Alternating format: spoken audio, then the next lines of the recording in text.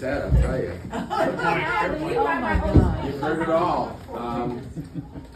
There'll be a little bit of overlap with Amy and others, but I got the floor, so I make my points here. Closing arguments. So I do have to reiterate. Bring it on home. I do have to reiterate how happy I am to be here on this incredible occasion. To honor Becky and Chris. Thank you so much to the Vandervoort, Freitag family, Trish, Omi, Katie, and Bree for hosting this incredible ceremony. It was so beautiful. Thanks to all the out-of-town family for making this trip. My brother Bruce and his wife Lynn from Los Angeles. Yay! All the Ziglers, Princess and Davises. You brought back a lot of memories, I have to say. No, it's so great seeing everybody. And it means so much that you could all join us. Many thanks to Joey for always being here for our family. For sharing his musical talents and for making it happen today, for basically being the sound guy and making it look as easy as possible.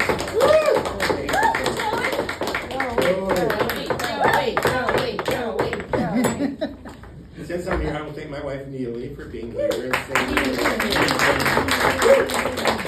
agreeing to do that.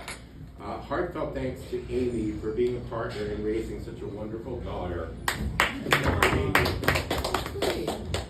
And I know this has been covered, but just to clarify, Rebecca Suzanne Ziegler Ferber. To me and Joey, she's Becky. To her mom prefers Becca. Chris calls her Rebecca. Her ultimate Frisbee friends call her Furby. There's also Boonbug. Many options for you to choose from. But there are a few things to know about Becky. In some respects, Amy covered them, but these are some are different. So one thing about Becky is she's really wonderful about reaching out to others. When she was 6 years old, I was taking a big trip to Texas to play a gig at a festival. And right before I left the house, Becky says to me, "Dad, just make sure whenever you meet someone, say, 'Howdy, partner.'" Becky wanted to be sure that I knew how to connect with people. Something she has done all her life, meeting people where they are, even the people in Texas. Second thing about Becky. Right, Second thing about Becky, I'll say is she's honest. You may have noticed the slide that from elementary school days. When Becky was in elementary school, she was president of her class, and the school had an assembly, and the kids were sure to be in Becky's words, another boring assembly. But the curtains went up, and there was Nelly, the famous St. Louis rapper, who was an alumnus of this same school. So anyway, Becky gets to go up on stage and meet him, and he asked her who her favorite musicians were, and Becky answers cheerfully, "The Dixie Chicks." And I promise you, that was not what Nelly was expecting to hear. And that's why he was pointing her. Anyway. But Becky speaks her truth, and I was honored to take Becky and Joey to a Dixie Chicks concert a few years later. Another thing about Becky that came up through with Amy as well here, Becky has always had strong convictions. When Becky and Joey were about 7 or 8, during the Pokemon craze, hopefully most of you know what that is, when Becky and Joey were really into Pokemon, they collected these cards. They made me take them to this dreadful Pokemon movie, which was just like a bad trip. It was really awful. And Becky would quiz me on all the Pokemon characters. Do you know Snorlax? Do you know this? I don't know. So there was that. And so then one time we would take these trips to New York after Amy and I had split up, and we'd go see my parents in New York. We're sitting there at LaGuardia Airport, and Becky's explaining Pokemon to my 80-year-old parents. And Pokemon had this competitor called Digimon, who apparently dissed Pokemon, and Becky was not into that, and she told my parents as such. And so Becky, she concludes the discussion by saying to all of us, "They can write on my gravestone, 'Never liked Digimon.'"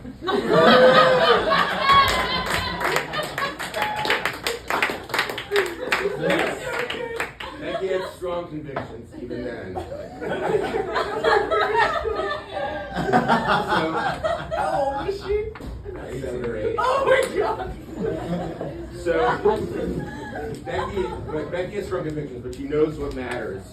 And as the daughter of a former public defender and a public interest lawyer, perhaps she comes by this honestly. But Becky has a keen sense of fairness and a genuine desire to use her education and her energy on behalf of others. Right after college, she worked for AmeriCorps, helping underserved students get help with college applications, scholarships, and financial aid. And now she's with Year Up, one of the largest nonprofits in the country that connects young adults with job opportunities in the Fortune 500, closing the opportunity gap and supporting students in finding fulfilling careers. Becky makes the world a better place. No. Period.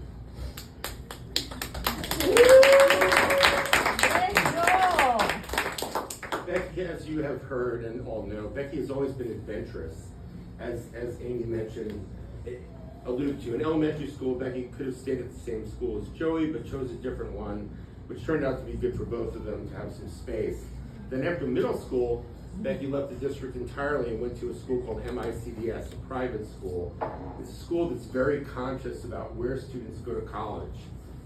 And my hunch is that when Becky got accepted to Brown, everyone thought, how could she turn that down? But Becky chose to become a well-studied scholar and go to Indiana University because it was a better fit, going against the grain.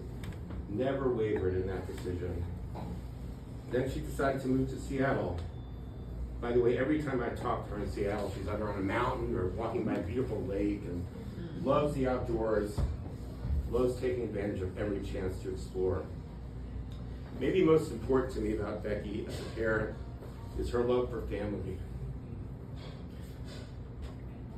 When my dad died in 2012, Becky was on spring break on a trip to the Dominican Republic, and we didn't want to spoil her trip. So we didn't tell her until she got home. When she got to St. Louis, she found out that my dad had passed away and insisted immediately on flying out to Los Angeles to support my mom.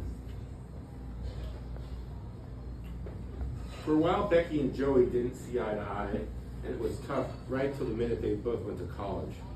But the two of you have persevered and become close. You are the most loving sister and such a great supporter of your brother. You're also a wonderful stepdaughter. You were so welcoming to Neely when she came into our lives. Neely is grateful for that, and I am grateful for that as well. You love your family, and the love obviously extends to Chris. We were so excited to meet Chris. Chris is so smart and funny and quick. I remember at Thanksgiving in Los Angeles, Chris went toe-to-toe with my quick-witted, comedy-writing brother and was so adept with our quirky and complicated family. Chris is kind as well as smart. We so enjoyed this past Thanksgiving in Ann Arbor with your family. And what was really cool is that Neely and I stayed to watch the Michigan-Ohio State game with Chris. But I was especially moved by the way you explained each play and aspect of the game to your sister Katie, and how much she appreciated it and wanted to understand it. Something about it was just very sweet and loving. Anyway, we're so happy to have you in our family. Becky has pointed out that Chris, as you've heard, was so immediately willing to open his arms and his time and his life to her, to share his plans, his friends. He made his home a gathering place for friends and other people from the outset, even before he met Becky even. Chris loves bringing people together and is so inclusive. This fits Becky perfectly because she has the same love of other people. They also both share an incredible sense of fun and silliness, including their love of a stupid sport called Ultimate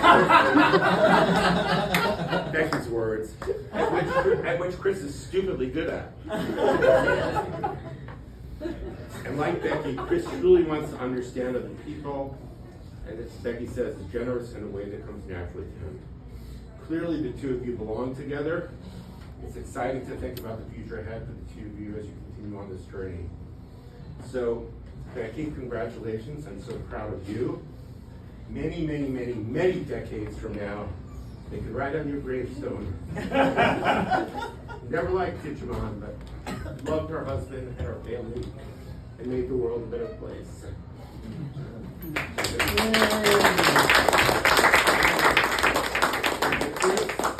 Howdy, partner. You got the intonation just right, too.